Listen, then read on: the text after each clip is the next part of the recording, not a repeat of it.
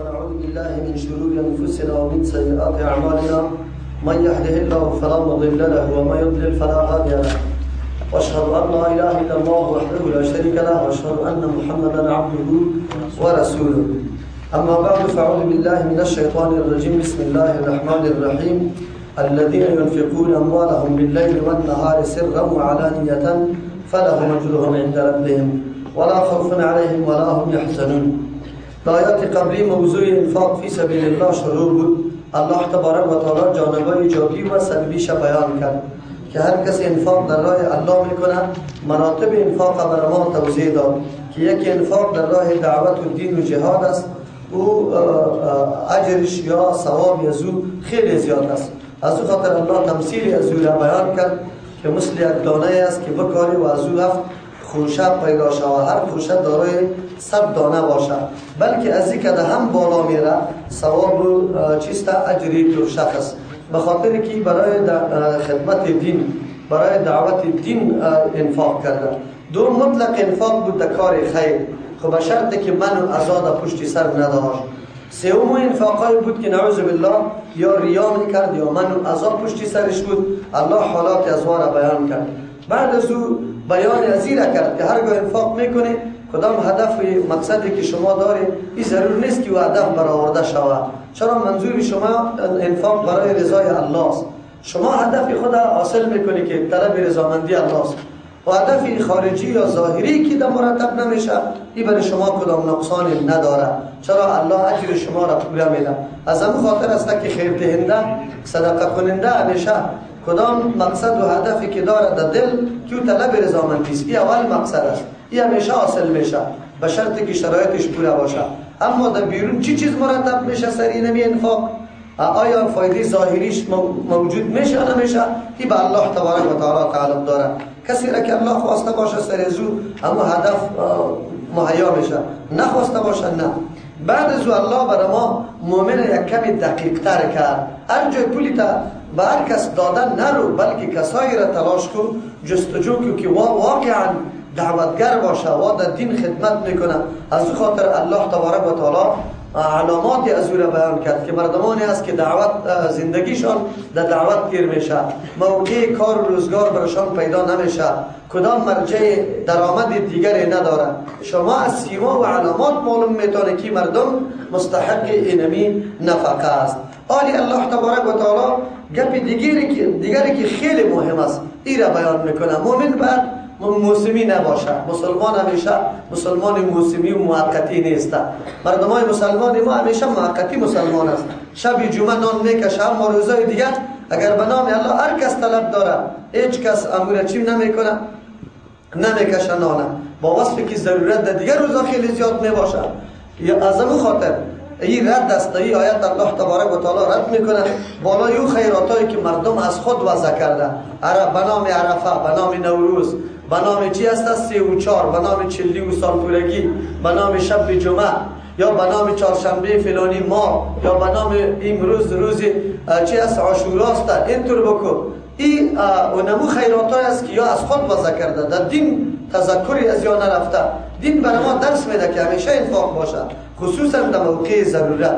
از همون خاطر غیر از زکات فرضی ما انفاق واجبی دیگه هم داریم در منافع عامه، جایی که ضرورت مبرم احساس میشه.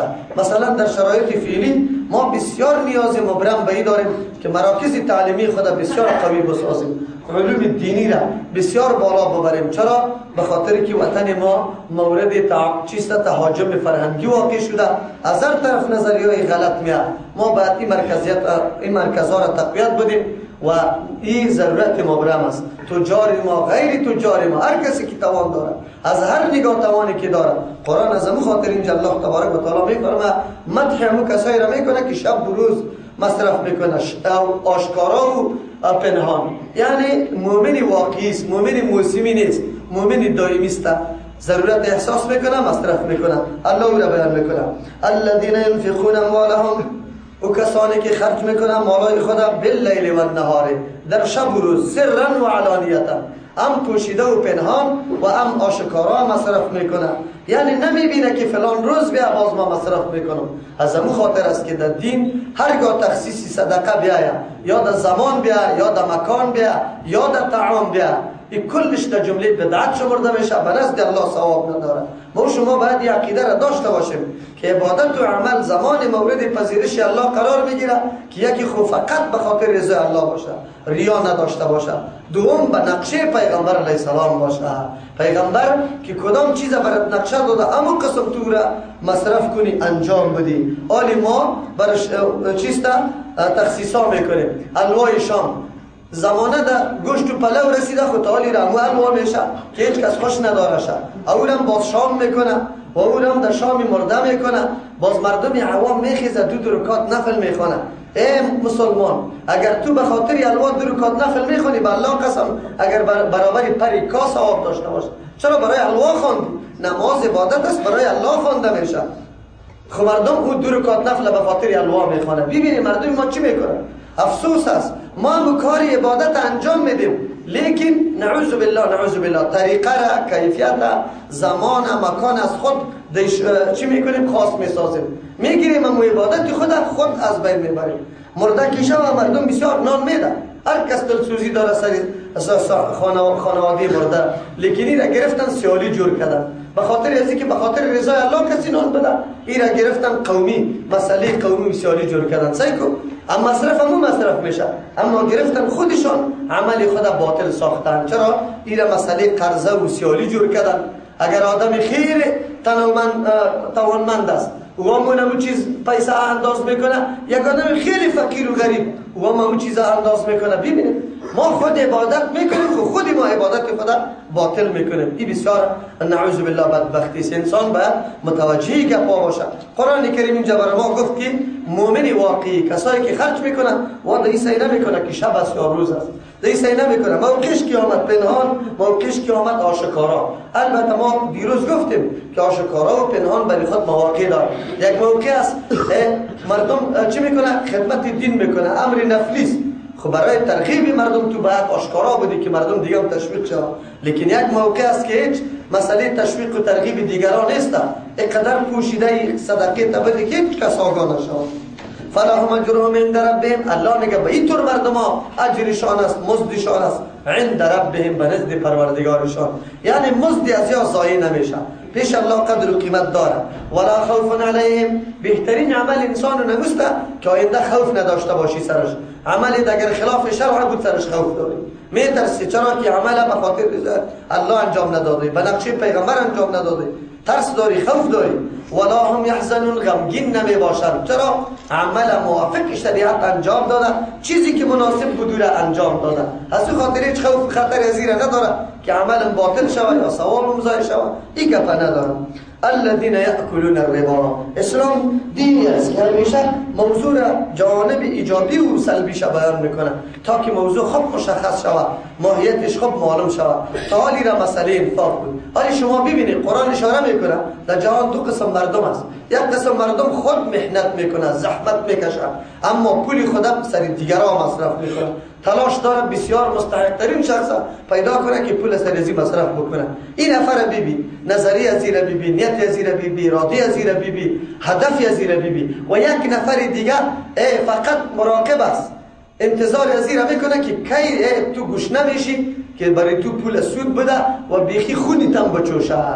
در جهان اینطور مردم هم هستن. افسوس است امروز مردم فریب خورده. دنیای غرب وقتی مشاهده میکنه میگه خیلی اون مملکت های مترقی است، همونطور مترقی نشده و گرفته سرمایه دیگه مملکت های ضعیفه، خونی دیگه مردم های ضعیفه چوشیده، برای دیگرها خون نمانده. از او خاطر این مردم ها اینی قدر چیسته مترقی شده. دیگه مردم در گشنگی در مردن راجع ساخته. اگر 4 دانه دزد در کابل پیدا شود و کل سرمایه مردم دزدی کنه و اونجا در یک محل و منطقه خوب بیلدینگ های قوی را پرته کلش از طلا باشه، مردم اگر ببینه که چی سیر آدم هست، خدایی سعی نمیکنه که سیری را از کجا پیدا کنه. این خود سیر کرده 4 نفر، لیکن مردم کلی کابل گرفته، کلش در مرگ مواجه کرده. در این صورت هیچ وقت هم 4 نفر دوست مدحش نمیشه. دنیای سرمایه‌داری امروزی خود به همین 4 دوست است، جایی که مملکت ضعیف است. امروز افغانستان رو ببینیم، اما بزرگترین و بهترین آثار باستانیش همین مردم کاوش میکنه، معدنایش این مردم پرت استخراج میکنه. دولت افغانستان جاگان نیست. روسیه هم آمد، هیچ چیزی را برای افغانستان نماند. چیزی که سرمایه بود از همین افغانستان کشید شد. امروز هم کار است. در بامیان هیچ گپی نیست، ولی برو شهر غلغله را مکمل محاصره کرده. کمازا پر میشه، در بگرام خالی میشه. چیست؟ چی را میکشه؟ چی گپ است؟ دنیای دیگه اینقدر خیلی دلسوز نیست که مردم خدا، اهل خدا، ملت خدا گشنه نگاه کنه، بیا بری تو بیاره، بری تو مصرف بکنه. هیچ وقتی امکان نداره او نمیشه، بلکه او مفاد خدا دیده. امروز کل دنیا در زیر کنترل خودش است، نفت اختیار خودش است، نرخ پایه و بالین کردن به دست خودش است. از او خاطر نظام سرمایه داری خودش در طرف سودخوری کش نکنه. امروز این بانک‌ها قرضه میده به مردمایی که خیلی سرمایه قوی دارن. سرمایه قوی والا میتونه همین سودا را پرداخته بتونه. کل تجارت ها و کسب و کار در دست چند نفر میشه. مردمای غریبی که کمتر پیسه داره دیگه او توان وارد کردن چیزی را نداره، توان تجارت نداره. از همون خاطر خود به خود ملت عام به سوی فقر چی میشه؟ کشانده میشه. از همون خاطر است دین اسلام دین متوسط اقتصاد است. نه فرد آزاد گذاشته که هر رقم کمایی کنه و نه فرد سرش حجر لگانده، بندش لگانده که تو هیچ کمایی نکن. نه سوسیالیستی را خوش داره اسلام و نه امپریالیستی را، نه نظام چی را بگوی کارگرایی به نام کارگر یاد میشه و نه سرمایه داری را. اسلام دینی درمیانه است، نظام دنیا را متوازن و متوسط نگاه میکنه. از همون خاطر یک طرف سرمایه‌دار الله امر میکنه که چیست؟ قلیل عفو، چیزی زاید تا مصرف کرده برو، فقیر باید باقی نمانه، زکات بده. در منافع آمد تو کار پرکو، تو سرمایه را بگذار، در اونجا مردم چی بکو؟ تنمیه کو، مردم مستوایش بلند که از نگاه علم، از نگاه فرهنگ. اما از طرف دیگه راههایی که باطل است مکمل پابندی لگانده شده. آلی برای ما قرآن کریم مسائل سود ذکر میکنه. سود چی است؟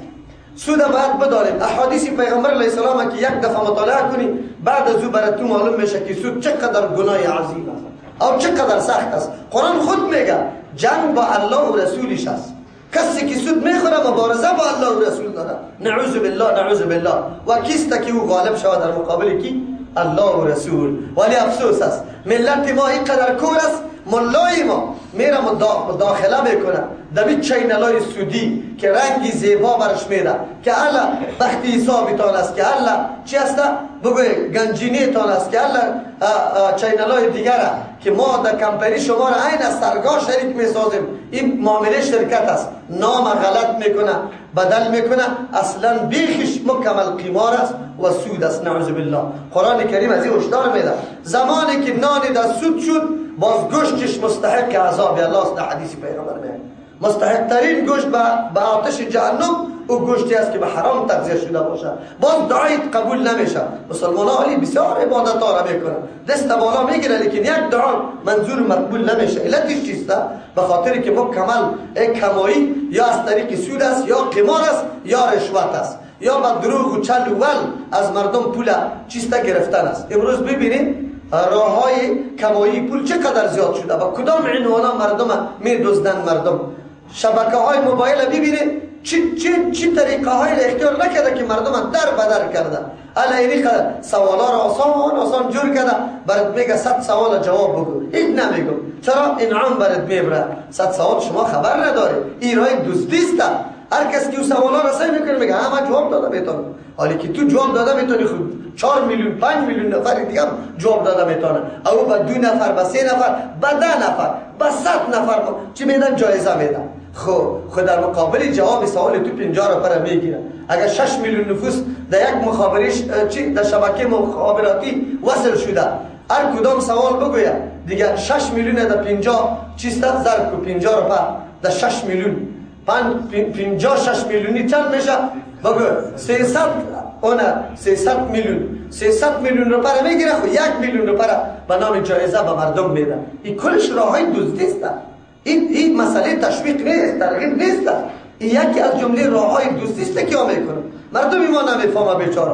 مردم ما خونه رای دادن برای ستاره افغان میده، رقاصا و خواندنیا مسج که در است که ما رای میدیم. تو رای بدی اینجا، باز اونجا رای میدی، در جهنم هم رای میدی. که در چی رای داده بودی؟ در قرآن رای داده بودی؟ در حدیث پیغمبر در کجا رای داده بودی؟ قرآن این موضوع سود بیان میکنه. الذين يأكلون الربا، و کسانانی که میخورن سود، لا يقومون، نمیخیزن، الا کما یقوم، از کجا نمیخیزه؟ دو تفسیر است. مفسرین کرام میفرما یا متعلق دنیاست. چه رقم؟ لا یقومون، یا نمیخیزن، الا کما یقوم الذی، مگر میخیزن به مثل شخصی که یتخبطه، که خراب ساخته باشه او را، الشیطان، و شیطان جن او را خراب ساخته باشه، من المس، از جهت رسیدن جن بری از او، مثل که مرگی بگیره شه، جنی سر شیشته باشه که گاهی او را میگیره در جوی میپرته، گاهی در چکوری میپرته، گاهی در او میپرته، گاهی دیوانگک خود میپرته. امی سودخور او را کم میشه. او واقعا نمطور است. سودخورا خواب ندارن. سودخورا فقط دیوانه است که کدام طرف آلی بر من لقمه پیدا میشه که خیز بزنم او را مدد دست بگیرم. سودخور نمطور است. بلکل. او وقتی که سود داده، قرض داده، مردم توزیع کرده، باز بیگا خو نمیبرشه، میگه فلانی میگریزه طرف امریکا، او دیگهش میگریزه در روسیه، بس دیگه خو نداره. او یکی یا همیشه جاهای ضعف پیدا میکنه که او بسیار ضرورت و نیاز داره که خب چیسته فایده دبل سرش ببانه. اینی را میگه در دنیا سودخوری نمیتور است. او قدرت الله تبارک و تعالی است. او باز آخر هم دیوانه میشه. یا مفسرین میفرما اکی متعلق آخرت است. وقتی از قبر میخیزه، الله تبارک و تعالی برای گناه ها خصوصیت های مقرر کرده در روز قیامت. کسی غدر کرده چی رقم میشه، کسی نماز نخوانده، کسی حق والدین پوره نکرده، کسی ظلم سری سیاسترای یک سیاستری خود کرده، هر کدام یک نشانه خاص الله در روز قیامت برش مقرر کرده. خصوص خوره الله همینطور مقرر کرده. وقتی از قبر میخیزه، مخلوق دنیا باید ایره بشناسه. چی رقم میخیزه؟ میخیزه به مثل شخصی که جنی او را با چی کرده؟ دیش داخل شده باشه، او را مس کرده باشه، او را هر طرف مندازه، خیسته نمیتونه. کل مخلوقات میشناسه شکی در دنیا چی میکرد؟ سود میخورد، نعوذ بالله. آلی در این آیت بر ما واضح شد که جنی الله تبارک و تعالی برش تصرف داده، در وجود انسان داخل میشه. چرا در حدیث میاد که در راههای رگ هم میره و میاد. خب لیکن پیش در سوره بقره تیر کردیم هر جنی کار نمیتونه و هر وقتی کار نمیتونه تا که تقدیر الله نرفته باشه. او انسان معرض اینمی قسم جنیات وقتی واقع میشه که از اذکار الله دور شود، از عبادت الله دور شود، از طاعت الله دور شود. اونمو وقت است که اینمی طور جنیات سر ازی تسلط پیدا میکنه. همین مردمایی که میگه که ختمان جنیات است، این کلش کسانی است که خبیث هستند، نعوذ بالله پلید هستند، یا از نگاه دین عقیده خراب داره، عبادت های الله را مملو به گندگی کرده. از او خاطر همین جنیات خبیث قطعشان را داره، دیگر رقم نیست. جنیات قطعی طور مردم ها تا بالا میشه. در غیر از او آیت بر ما ثابت کرد. پس کسی که از این مسئله انکار میکنه مثل که از آیت قرآن انکار میکنه. دیگه موضوع بر ما واضح شد که معلوم شد که امی سودخور در روز قیامت یک علامه مشخص داره.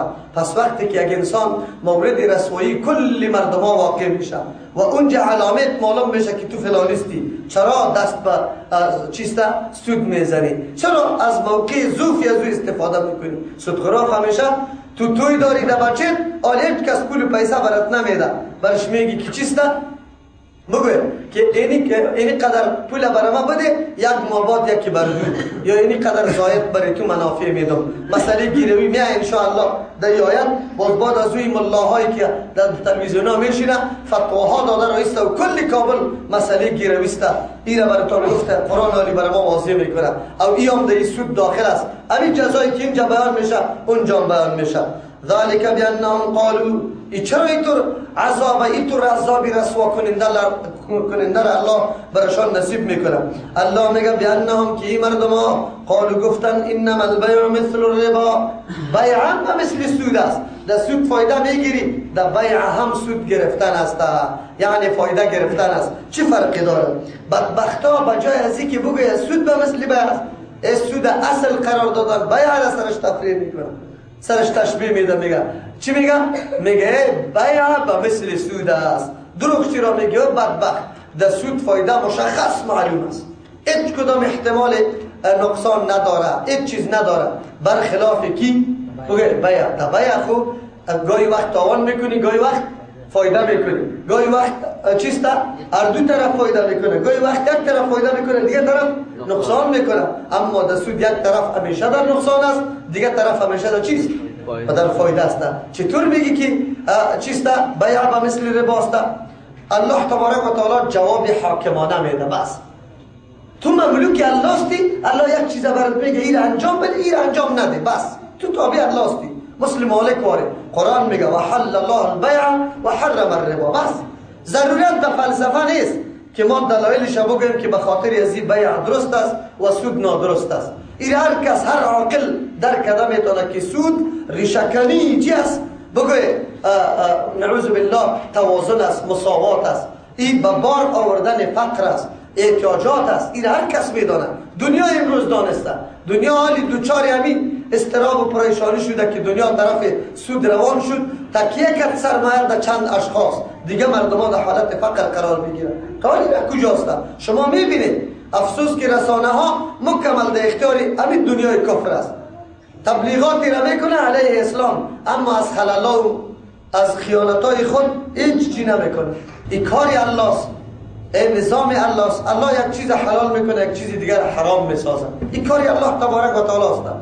چطور شده میتونه که در احکام الله تبارک و تعالی ما تغییر بیاریم؟ چیزی را که الله حلال کرده او را بگویم حرام بگویم یا حلال، و چیزی را که حرام کرده او را حلال بگویم، او را اصل قرار بدیم.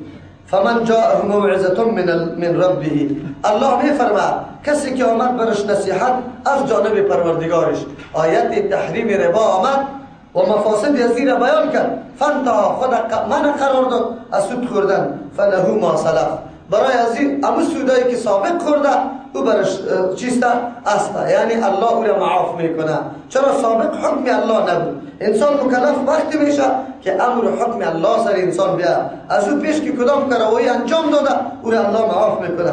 و امره الی الله، امر اینمی معامله سابقش به سوی الله سپرده شده.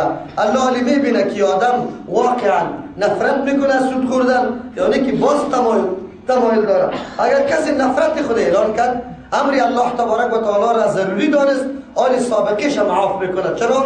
آدم اگر از اول ابتدا اینطور امر الله میبود هیچ وقت سود نمیخورد، خود نبود مکلف، از او خاطر سود خورده الله معاف میکنه. اما یک کسی که نعوذ بالله حکم الله را ناقص میدانه و حکم الله را منافی با منفعت شخصی خود میدانه، در اون صورت همون گناه سابقه هم پس سرش شمار میشه.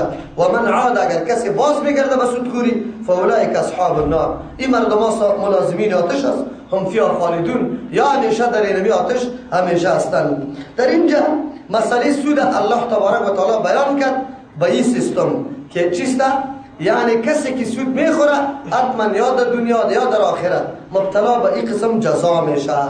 برای ما شما واضح شود که سود آلی چی را میگه.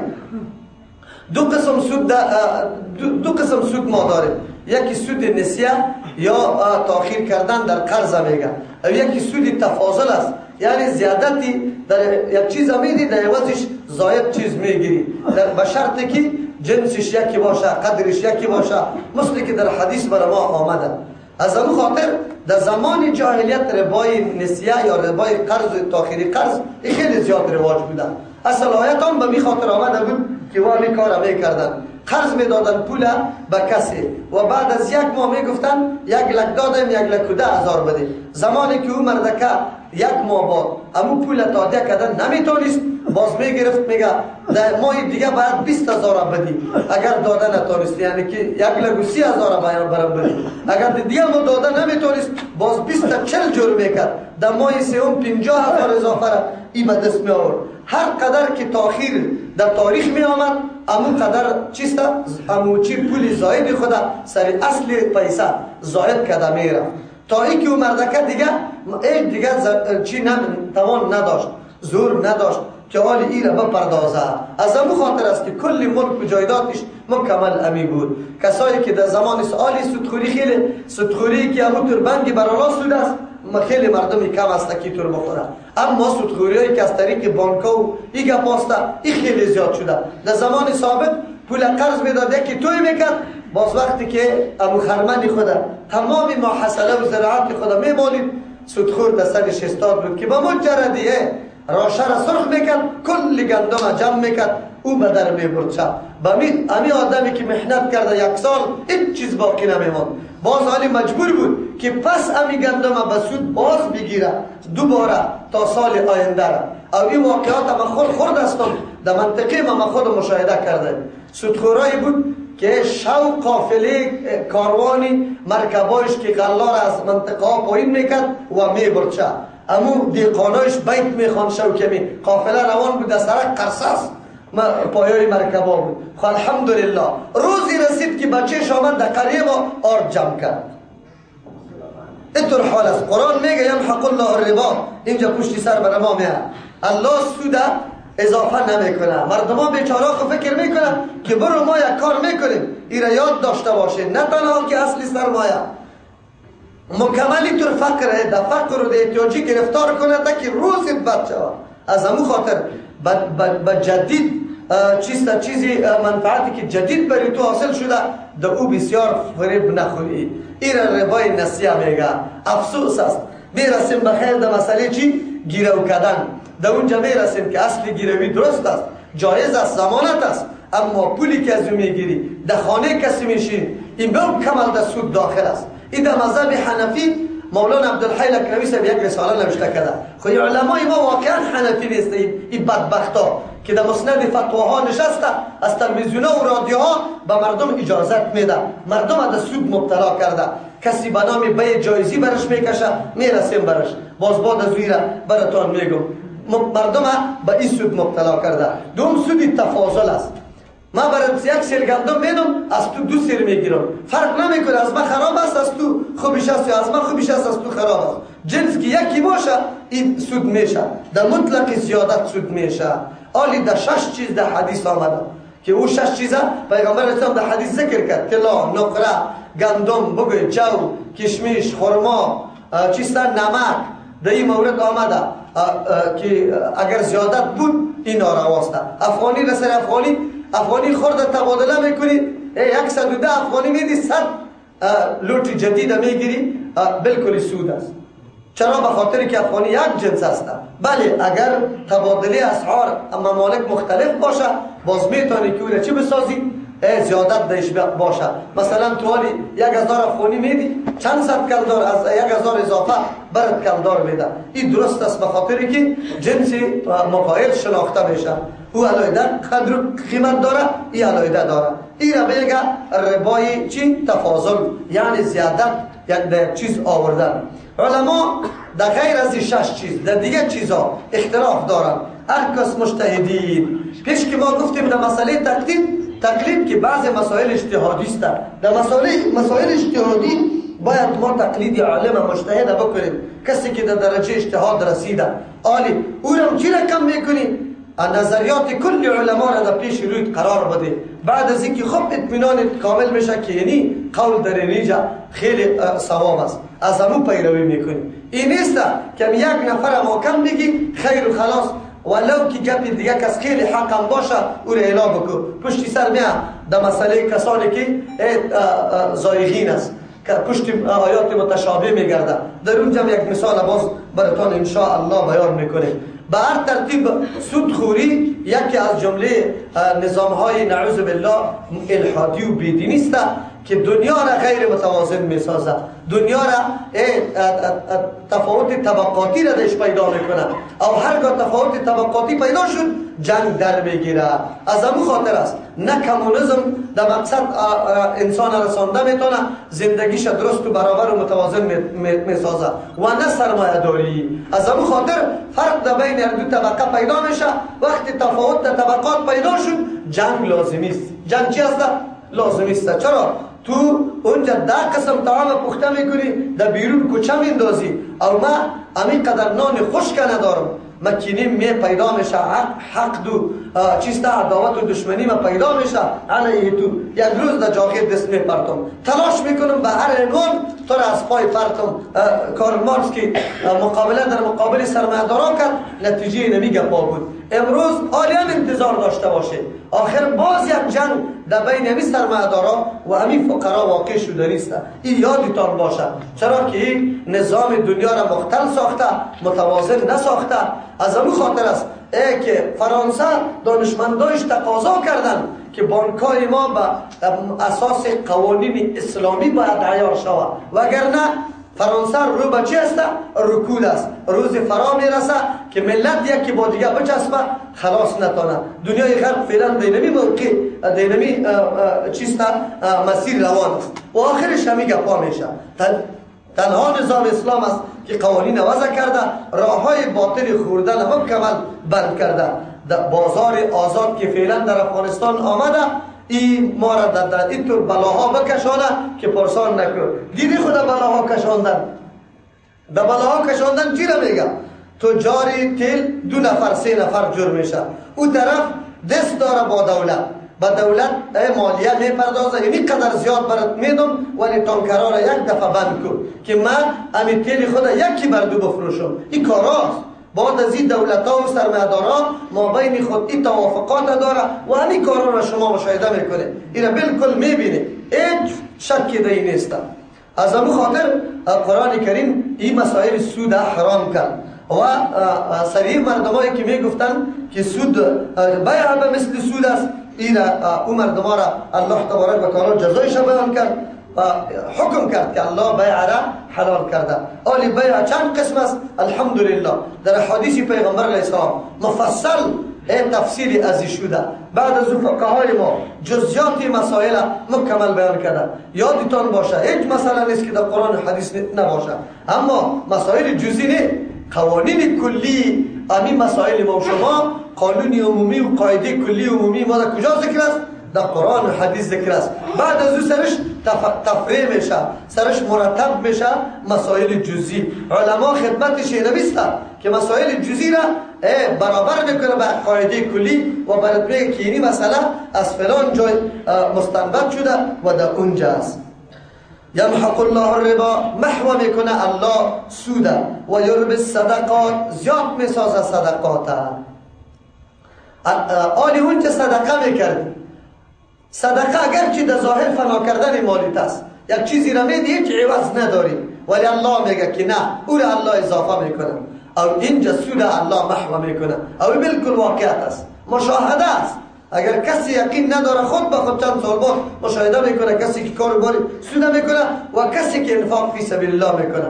به اعتبار آخرت خو گپی واضح است. چرا الله صدقات اجر میده و سود خو اصحاب النار جور میشی. اما در دنیا این نشانه و علامه مکمل دیده میشه.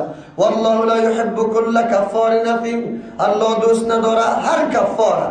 مراد از کفار در اینجا اینمی چی است؟ حلال دانستنی سود که حلال میدانست نعوذ بالله. وی یک کاروبار است. افسوس است یک تعداد مردم که فرفتی همین دموکراسی لعنتی شده در غرب زندگی کرده، میگه دنیا در کجا رسید یا تعالی را این گپا را در مملکت خود عملی نمیسازه، ملاگکان نمیمانه. بدبخت اگر او را اسباب ترقی بگویی حلال بدانی کافر هستی. الله برات کفار میگه اگر توی را حلال میدانی.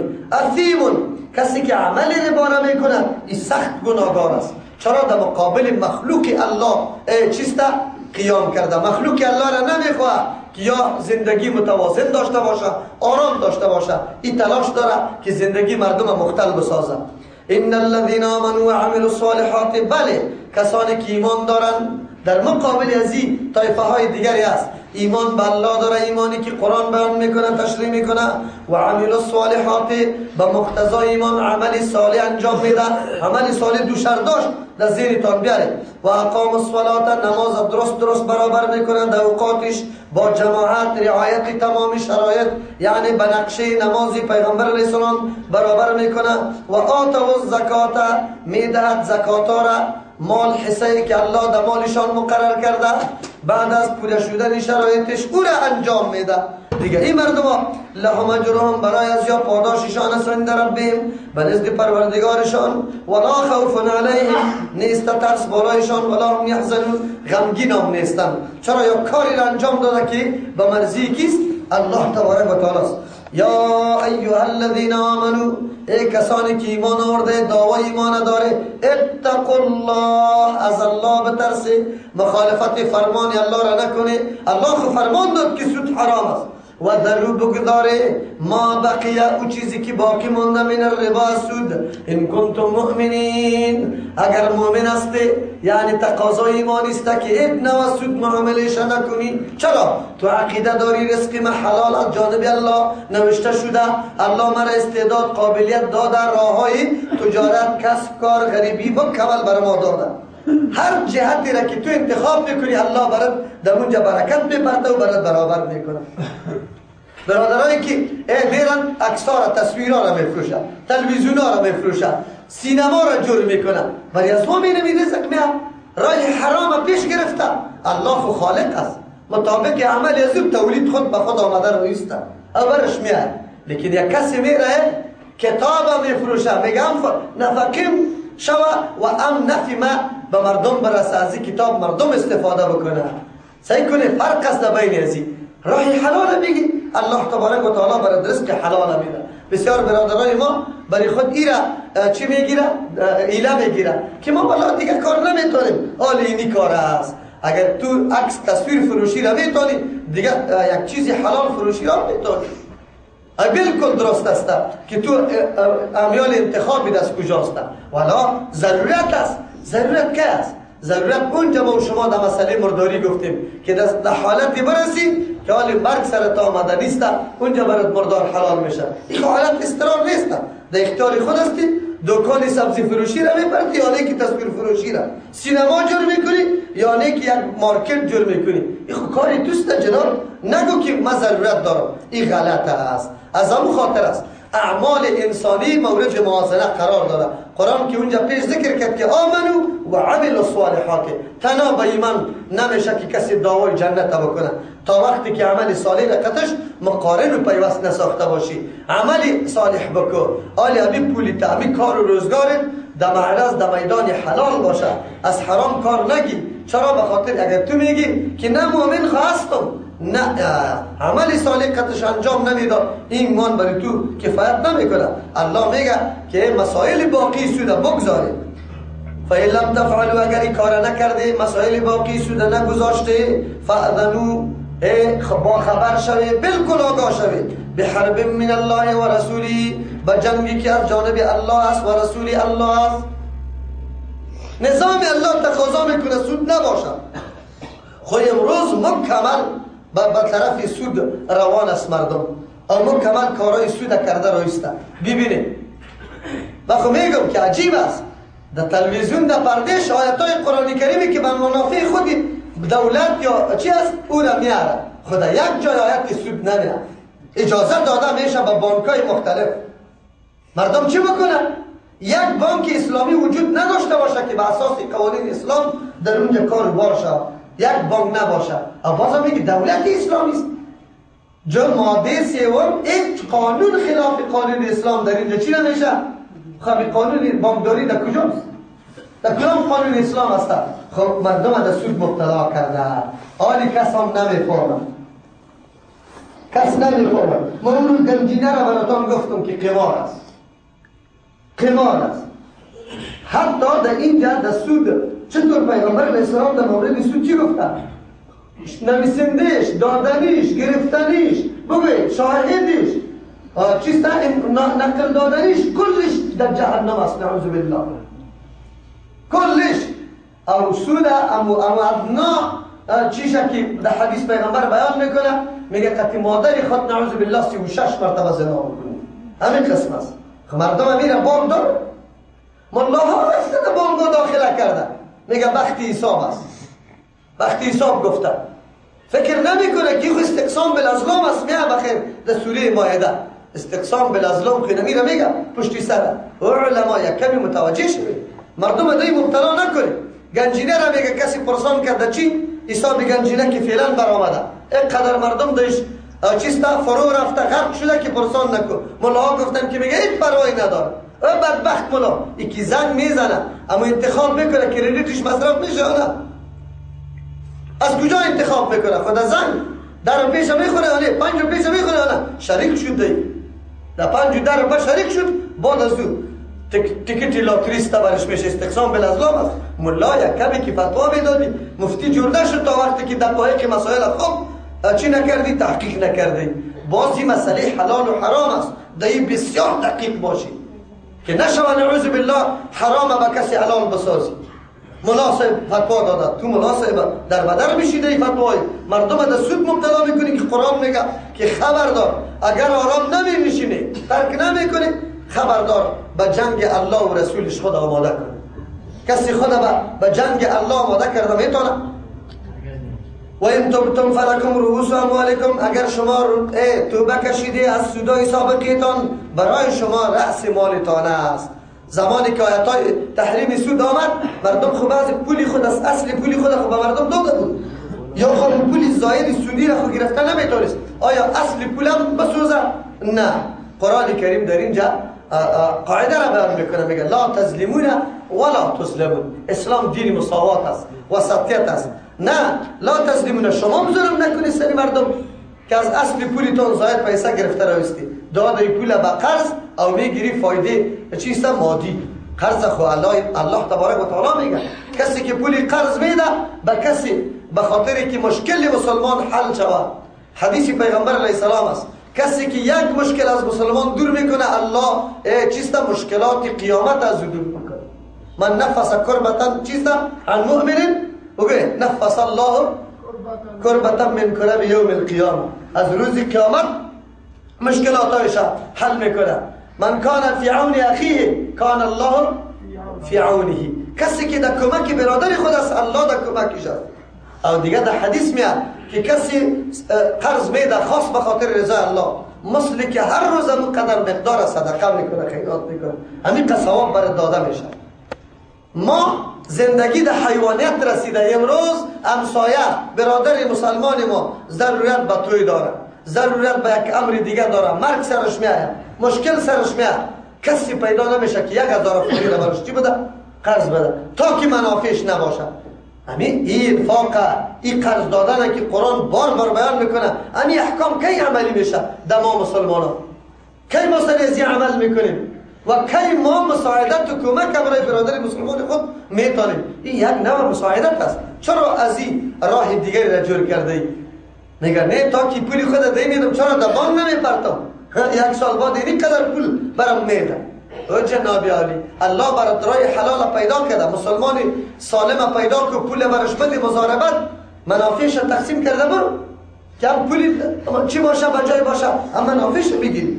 لا تظلمون، شما ظلم نمیکنی سر کسی دیگر به گرفتن پولی زاید از اصل رسول مالتان، ولا تظلمون، سر شما ظلم کرده نمیشه که اصل رسول مال یا اصل پیسه تان هم کس نده.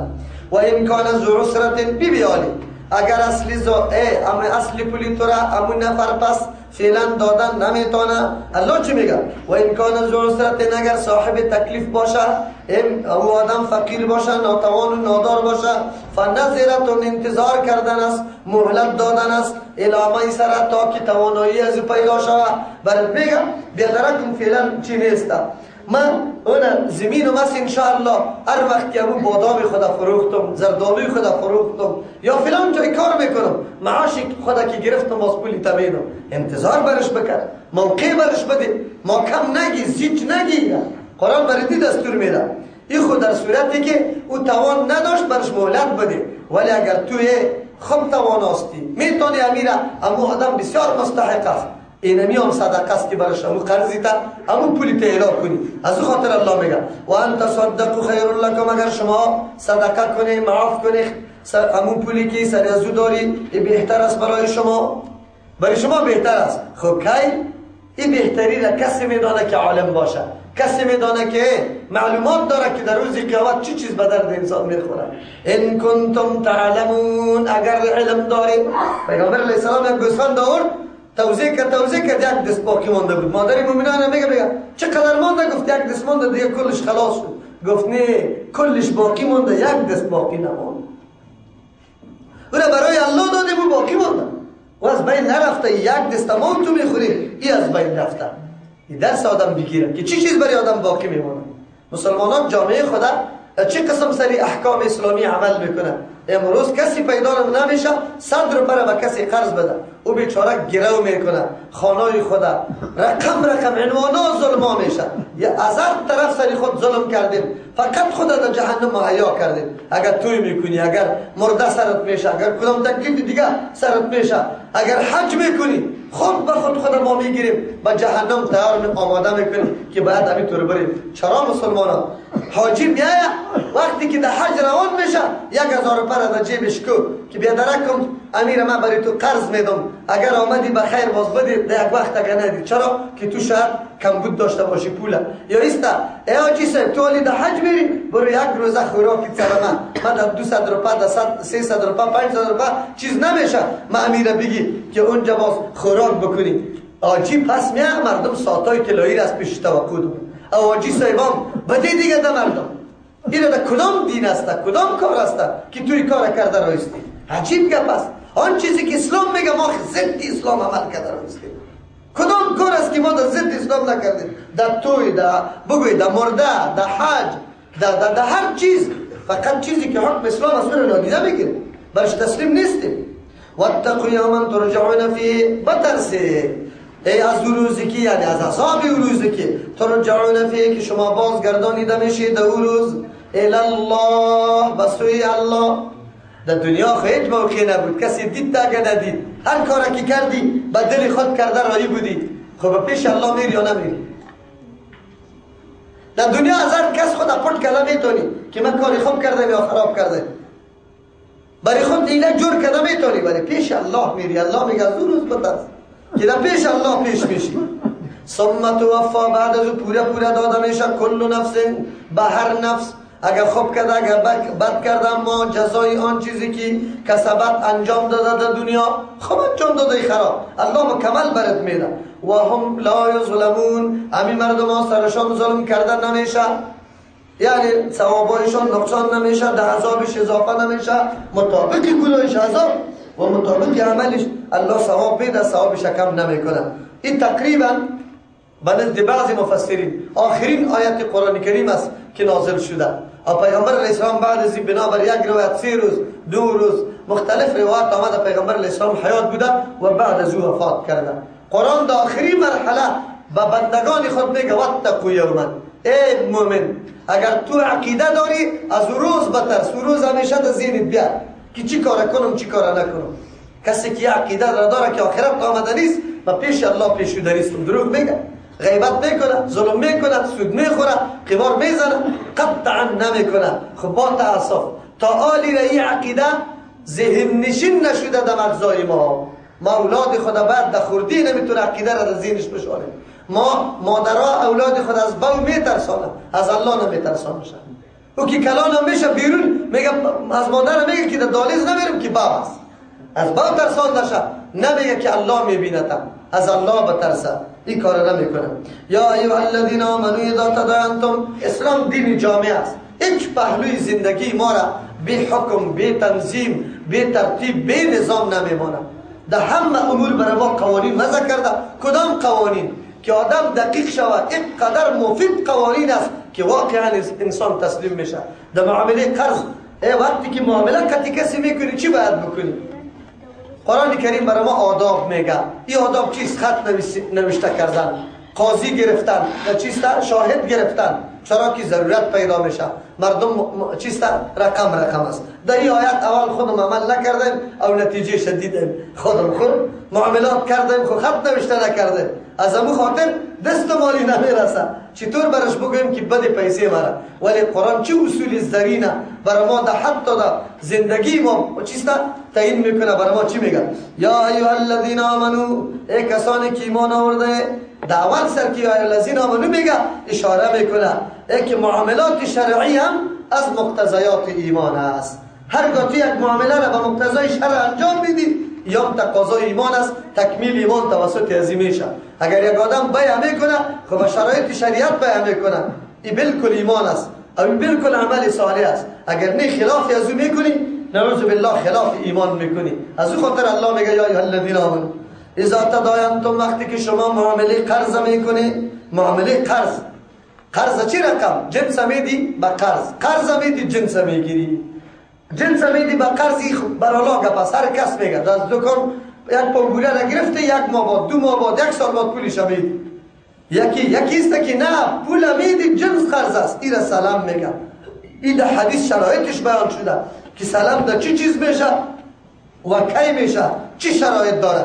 گندم آلی یک آدم ضرورت به پول داره، خودش خوب گندم داره، آلی گندم نرسیده، گندم تاری را درو نشده، چطور بکنه مشکلی خود حل کنه؟ او تو زمین نداری، ضرورت به گندم آینده داری، برش میگی برای بیادرم برای من 1 لک روپا بدی. او چیست در مقابل اینی قدر گندم، 1 سر گندمی ما از فلان منطقه، فلانی قسم گندم، در فلانی تاریخ، در فلان منطقه، اینی قدر گندم هم بری تو تسلیم میکنم. این عقد سلام میگه و در دین جایز است. ببینید الله تبارک و تعالی ضروریات انسانی را به معاملات مشروع به هر جانبش روا کرده. این تو راه را بند نکرده ای که دست یک انسان بند باقی بمانه. سعی کن اگر قرض نمیدی اینی رقم خوب بده. او جنس داره، پول نداره، فعلا به پول ضرورت داره، به این سیستم قطعش معامله بکن. این قسم کار بکن. در تداینتم اردو صورت داخل است. بدینین وقتی که شما معامله قرض میکنین، بدینین به یک دین قرض، خب الی اجل تا یک تاریخ مقرره مسمن که مشخص و معلوم باشه. از همون خاطر هر معامله دین باید تاریخ چی باشه؟ مشخص باشه. فاکتبوه، نوشته کنه او را، تحریف کنیشه. معامله کردم کتاب سرت فروختم، کی پیسیش میدی؟ در اول حمل نوشته که یک خط، 2 نفر شاهدان بگی خط نوشته. این خط نوشته کردن چطور است؟ مفسرین بعضی میگه مستحب است، بعضی میگه واجب است. نه، تفصیل است دیش. اگر خوفی ازی باشه، یعنی اختلاف باشه که اختلاف پیدا میشه، فساد پیدا میشه، در صورت واجب است. مردم هم میبینی که مردم های عقدی نیست، مردم های چی هستن؟ امین نیستن. من مخالفت قطع میکنم، من میگم این قدر هستی، باز برام میگه که این قدر بود. من میگم قیمتش این قدر بود، او میگه که نه این قدر بود. الا نوشته کن. در این صورت نوشته کردن واجب است. چرا؟ سبا اختلاف پیدا میشه، فساد پیدا میشه، تنازع میاد بین. قرآن چرا هر قدر ذرایع تنازع، جنگ، دشمنی را الله مسدود ساخته، بند کرده این ذرایع را. چرا؟ به خاطر که در بین مسلمان این وقت فساد پیدا نشود، کشمکش پیدا نشود، حقد و دشمنی پیدا نشود. از همون خاطر معاملات هم کمال قانون گذاری کرد. بله، اگر مردمای امین بود، اعتماد سرش داشتی، بازم نوشته کردن مستحب است. شده میتونه او آدمی خوب است، برادرش او گم بشه، برادرش است، او برات نمیده، بچهش است، او خطت خوب معامله نمیکنه. ولی اکتب بینکم، آلی چی هدایت برای ما میده در معامله نوشتن؟ چی رقم بکنه؟ حقدار چی کنه؟ کاتب چی کنه؟ شاهد چی کنه؟ کلش الله به هر کدام هدایاتی مناسب میده. ولی اکتب بینکم کاتبون، باید نوشته کنه در بین تا نویسنده، کسی که نوشته و تحریر یاد داره بالکل نوشته کنه، ابا نکنه، نگوید آلی مکتب خونده تو برش میگی بیا اینی رو نوشته کن. نه، نمیکنم، این کار نکنی. قرآن برات میگه نوشته کن. خود چی رقم نوشته کن؟ بالعدل، به انصاف، طرفداری را کسی را نکنی که یکیش بچه کاکاست، دیگهش آدم بیگانه است. آلی تاریخ مثلا 5 ماه بعد است، تو نوشته میکنی 10 ماه. پیسه از 5000 تو رو 50000 جور میکنی. نه، به انصاف، عدالت. مسلمان در هر معامله فقط مطالب است از پیش مطالبه شده با چی؟ انصاف عدالت رعایت کو، طرفداری نکن. ولا یأبا کاتب انکار نکنه، کاتب نویسنده یکتب از اینکه نوشته کنه، از نوشته کردن انکار نکنه، نوشته کن. چرا؟ کما علمه الله، مثل که الله برش تعلیم داده. دو مطلب داره. یک مطلب ای تو شکر نعمت الله را بکش، الله برات توفیق تحریر کردن نداده، نوشته نداده. شکرگزاری نعمت الله به این میشه که نوشته کن. یک آدم ضرورت پیدا میشه دیگه امو آیت متوجه میشه، انفقو مما رزقناکم، خرج کنه از آن چیزی که براتون روزی دادیم. نوشته نه برات روزی دادیم، ولی خرج کن، موقعش اومد. نوشته نیاد داریم، یک ترجمه است. دوم نوشته کنه کما علمه الله، امو رقم که الله برش تعلیم داده نوشته نه. چی رقم الله بر ما تعلیم داد؟ عدالت رعایت کنه، انصاف رعایت کنه، طرفداری کسی را نکنه، خط خوب درست واضح نوشته کنه، غلطی نکنه. فلیکتب، باید نوشته کنه، ابا نورزه. خب از طرفی کی نوشته کنه؟ اقرارنامه از کی باشه؟ قرآنی را مشخص میکنه. للذی املا، سخن گفتن با کسی دیگه که او نوشته میکنه. از همون خاطر کتاب امالی ابو یوسف رحمت الله علیه که امام ابو حنیفه رحمت الله علیه میگفت مسائل او نوشته میکرد، او کتاب به نام امالی یاد میکنه، یعنی املا کرده. این جمع املا را کی بکنه؟ سخن کی بگویه؟ کسی که سرش حق است، مدیون باید بگویه. ولیملل للذی املا کنه، چیستا بگویا الذی، همو کسی که علیه الحق و بالایش حق است. ولیتق الله ربه، باید که از الله تبارک و تعالی که پروردگارش است بترسه، یعنی از الله تبارک و تعالی بترسه. چه رقم؟ وقتی که بیان میکنی در بیان خود تغییر مغیر نبیاری، هیچ نوع نقصان در بیان نکنی. اما چیزی که حق است اعتراف بکو که نویسنده کاتب نوشته کنه. ولا یبخس منه شیئا، از چیزی نوشته شدنی که قابلیت نوشته نداره، حق است، هیچ چیزی را کم نکنی. نه در تاریخش چیزی را کم کو، نه در مقدارش چیزی را کم کو، نه در نوع جنسش چیزی را کم کو. گندمی خوب است او تو میگی خراب نوشته میکنی، سفید است سرخه نوشته میکنی. اینطوری نکنه. همین کسی که سرش حق است مکمل به بیان کنه. آلی معلوم شد که اقرار و تعهد از قرضدار گرفته میشه. آلی بی بی یک کسی هست، سری کسی حق است که او گنگ است، گپ زده نمیتونه، یا کاتب زبان دیگر را بگه، این زبان دیگر، یکی دیگر زبان دیگر نمیفهمه، یا است که کاتب در یک جا است که سری کسی که حق است او ضعیف است، رفته نمیتونه در اونجا، سیاست است در مجلس حاضر شده نمیتونه. قرآن کریم در مورد ازیاد چی میگه؟ فإن كان الذي عليه الحق، اگر باشه و کسی که بالایش حق است، صفیحا، آدمی بیعقل و قدر گپارا نمیدانه، هوشیار نیست، زیرک نیست، در این موارد معلومات کافی نداره، یک نفر، او ضعیفا یا ناتوان است، در موقع نوشتن آمده نمیتونه، او لا یستطیع یا توان نداره، ایومله که بیان بکنه. چرا؟ گنگ است بیان کردن نمیتونه، خرد است بیان کردن نمیتونه، مجنون است دیوانه است بیان کردن نمیتونه، یا ایومله زبانش قطعی زبان کاتب یکی نیست. فلیملل، هو خودش نمیتونه، فلیملل باید که بیان بکنه، ولیه، ولی یعنی آدم سرپرستش، از گنگه، از چیستا پیر، از خرد، از کسی که ترجمانی میکنه، بالعدل، یا به انصاف باشه، این نوع تغییرات دیگه چیزی حق نبیاره. ببینی قرآن این دستورات برای ما میده. واستشهدوا شهیدین، این خود نوشته بود، شاهد بگیری شهیدین، دو شاهد، من رجالکم، از مردایتان، فیلم یکونا رجلین، اگر نباشد دو مرد، فرجول یک مرد و امرأتان دو زن، ممن از او کسای شاهد بگیره، تردونه که شما خوش داری، من الشهداء، از شاهدا. نه، قرآن میگه دو شاهدان بگیری. ادناترین معامله شاهد دوسته، نصاب شاهد دوسته. اول بعد مردا گرفته شود. چرا مردا گرفته شود؟ مردا در محکمه حاضر شده میتونه، مردا از یک منطقه در دیگه منطقه سفر کرده میتونه. نزاع پیدا شد، معامله در کابل بود، او سبا رفت و مردکه کوچ کرد در هرات، اونجا دعوای دایر شد. حالی در اینجا اگر شاهد سیاست باشه چطور میکنی؟ حالی این را بردن تا اونجا را به محرم، اگر محرم ببری چقدر نقصان تو شود. این اولاددار باشه چی کنه؟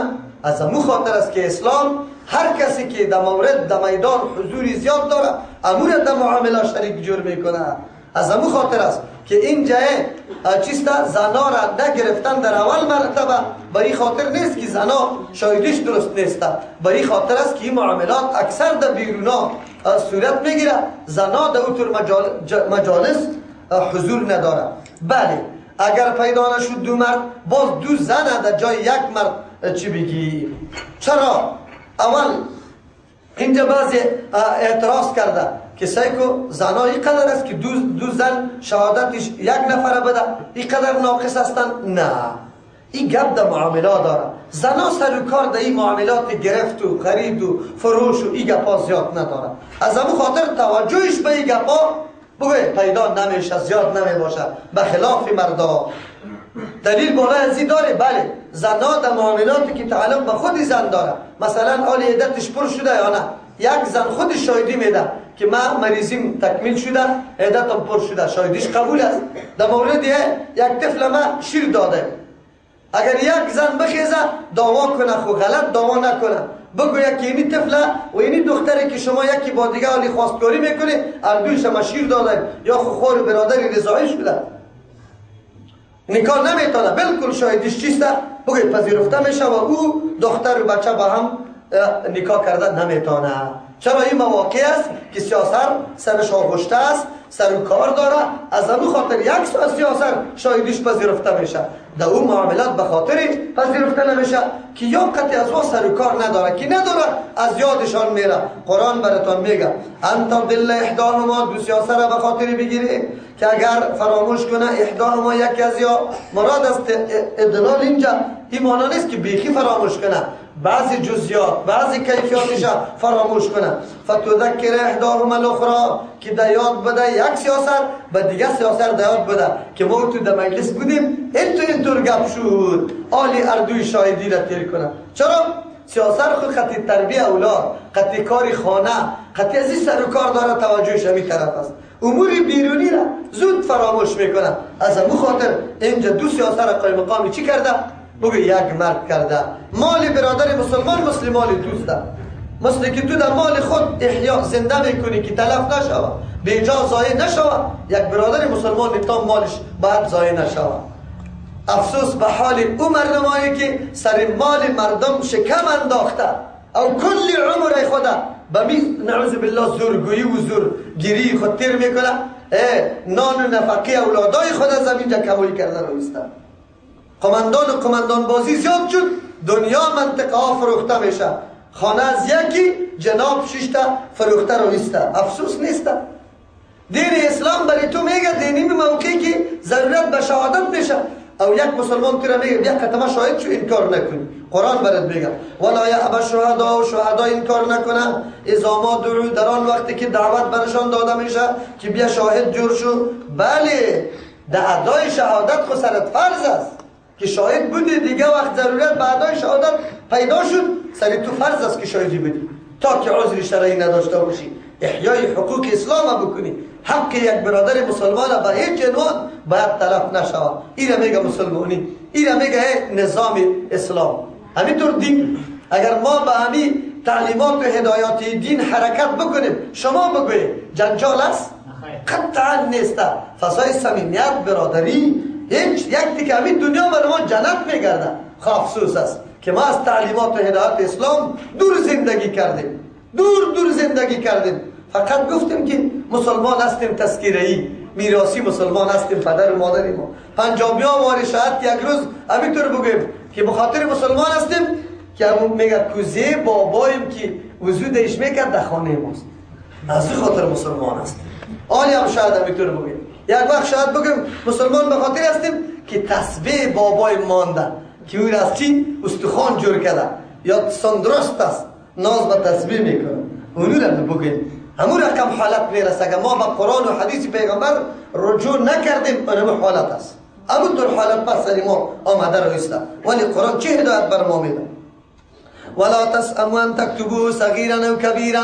قرآن دیگه گفت برات میگه هیچ وقت معامله قرض خرد باشه کلان باشه این عادی ندان که برای خورد گپ از پروا نداره. سبا جنگت میخیزد، نزایت میخیزد، منجر به زدن و کندن میشه، زدن و کندن قارید میاد، کلاشینکوف میکشی، غرس نفرک میکشی، قوم به قوم میشه، جنگا میشه. از امو خاطر است هر شری بزرگ از کدام جا سرایت کرده؟ از شری خورد. آتش از آتش یک چرغه کشم عادی ندان، جهان می سوزانه. جلوگیری از این همینطور مسائل باید بکنی. اسلام اینطور هدایت بردی تو میده، ولی ما خبر داریم.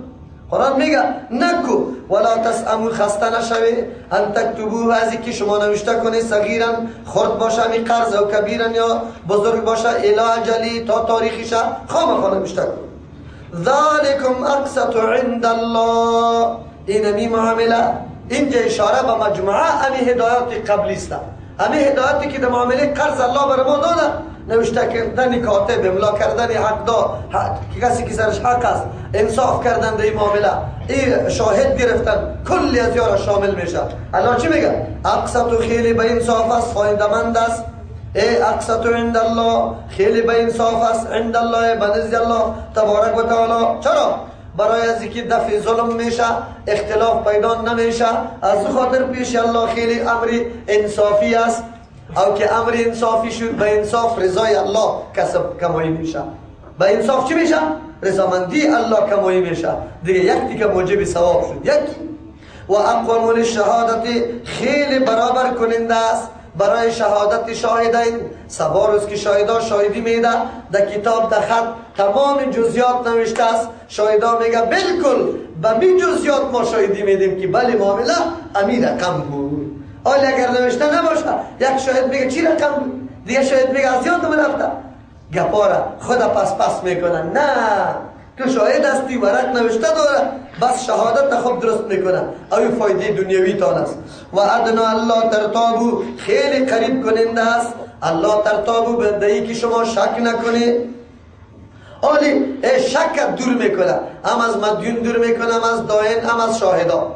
از مدیون دور میکنه، مدیون فکر میکنه که همین معامله تا جوزار نبود، تا سرطان نبود، این پیسه 15,000 نبود، 14,000 بود، این پیسه افغانی نبود، کلدار بود. حالی که در خط نوشته شده، شک از بین رفت. داین میگه که نه 15 نبود، 16 بود، از سرطان نبود، جوزا بود، کلدار نبود، افغانی بود. نه، خط برات شکی تا دور میکنه. شاهدان متردد شده که ما اولی سرطانه گفته بودیم، آخری سرطانه، خط نوشته واضح میکنه، خیلی شکا را دور میکنه.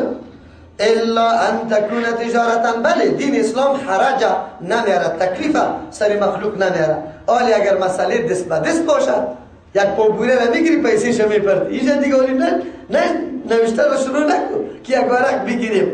بله اگرچه همیون در بعض اوقات مفید است. الا ان تکون، مگر که باشه، تجارتا تجارت، حاضرتا که حاضر است، یعنی غایب نیست، نه پول نه مبیعت، نه اون چیزی فروش که میشه او غایب است و نه پول غایب است، هر دوش حاضر است. تو دیرونه ها که شما دایر میکنی، یعنی یکی ده دیگه میدی، بینکم در بین خودیتان.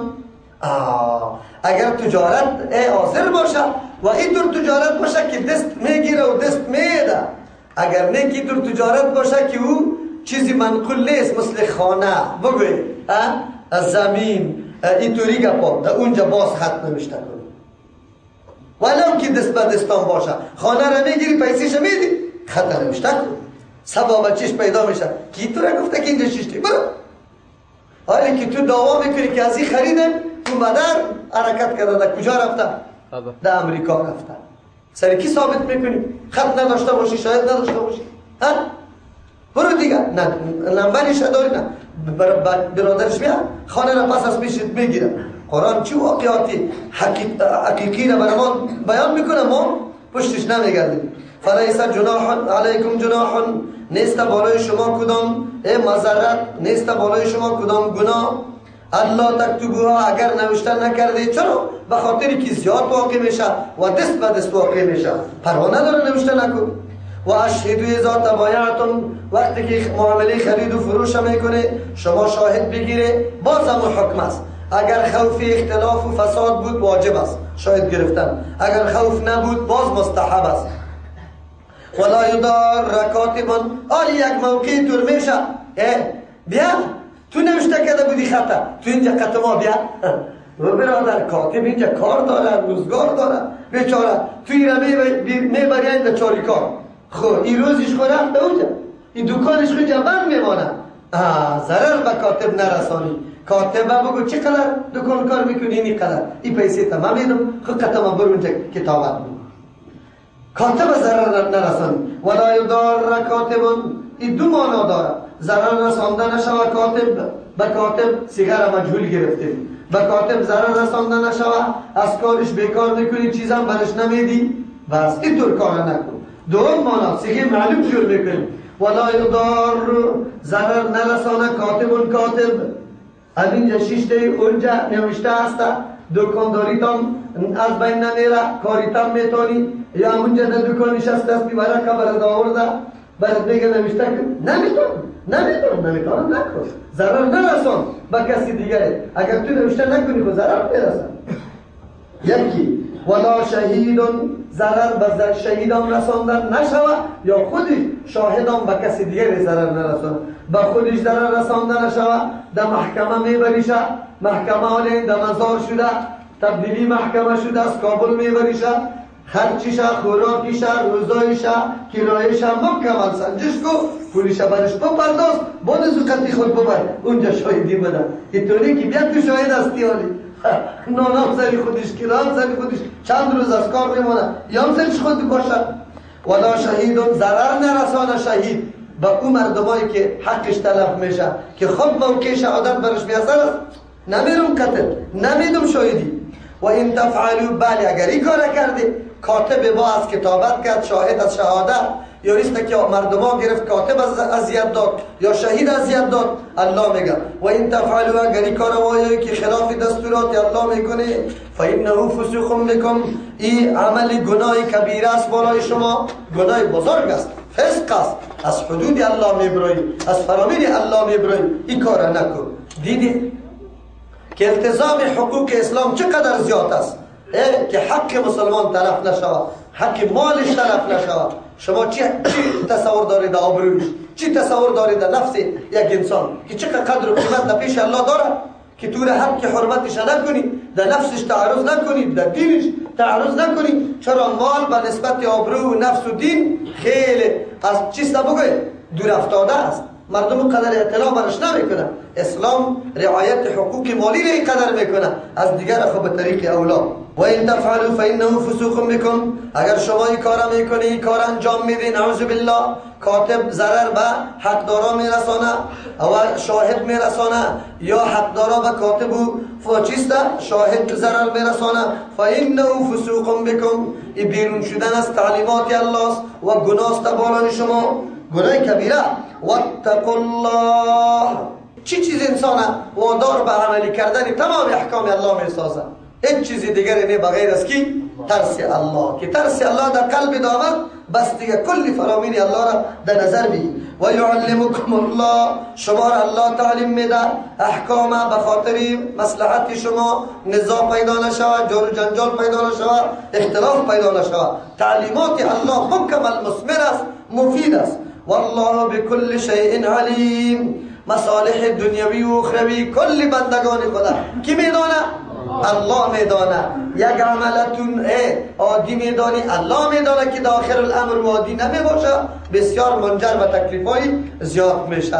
از همون خاطر است که خواستگاری میشه، اول خیشا یک قدر عاجزی و عذرزاری خود غلام معرفی میکنه به صاحب دختر. خب یک دفعه که توی کرد در مردش نمیمانه دختر، این گپا غلط است، نادرست است. این مصلحت‌ها را در نظر بگیر. خب ببینیم این خانواده چی رقم خانواده است، شخص چی رقم شخص است، دیانت داره نداره، آینده درست باشه. در اول مرحله وای در جانشون استخوان نمی باشه، همین رقم نمی باشه. خب نه، تو حالی کل جوانب در نظر بگی. از او خاطر، به خاطر که الله در این مورد این زندگی عمر است، از همون خاطر الله این معامله را بسیار دقیق مسائل ازدواج بخیر بر ما میآید. سوره نساء.